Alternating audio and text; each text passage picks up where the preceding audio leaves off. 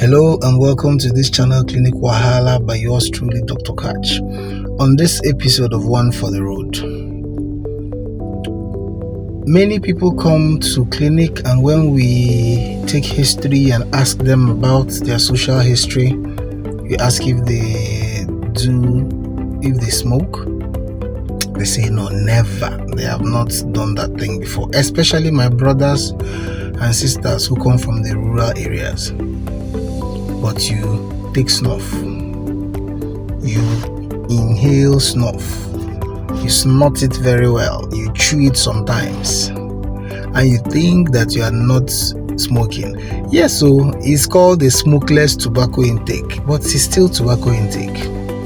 The truth is that all the problems that come with those that smoke and do tobacco, whether it's the cardiovascular problems we've been talking about every day, the hypertension, the stroke, the heart attack and all those things, you are also at risk of them. Yes, that you are chewing it or snorting it or putting it in your nose does not mean that you are free from what tobacco does. You are also a tobacco user.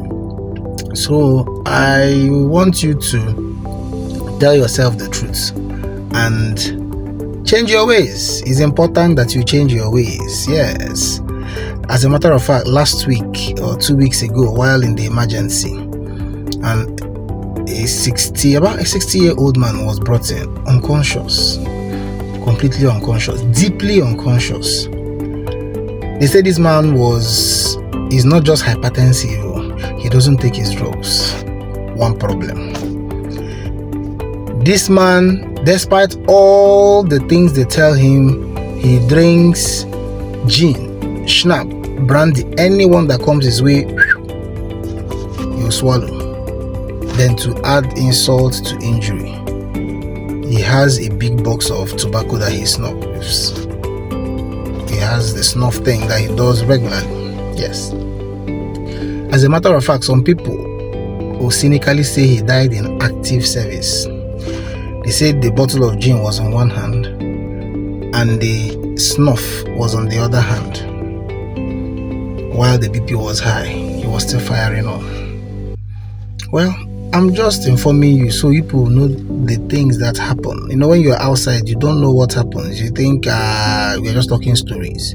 But these are people we see regularly in the emergency room. He didn't make it despite all the efforts because he had a stroke, a bleeding kind of stroke, very large bleed. Before interventions were all sufficient for him to come up, he passed on.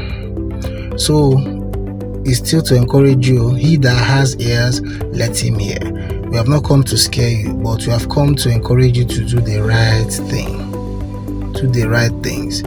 These risk factors, they are within your control. You can control these risk factors and you live a healthy life and have a better cardiovascular health. Thank you once again. Do well to like, share and subscribe. Thank you.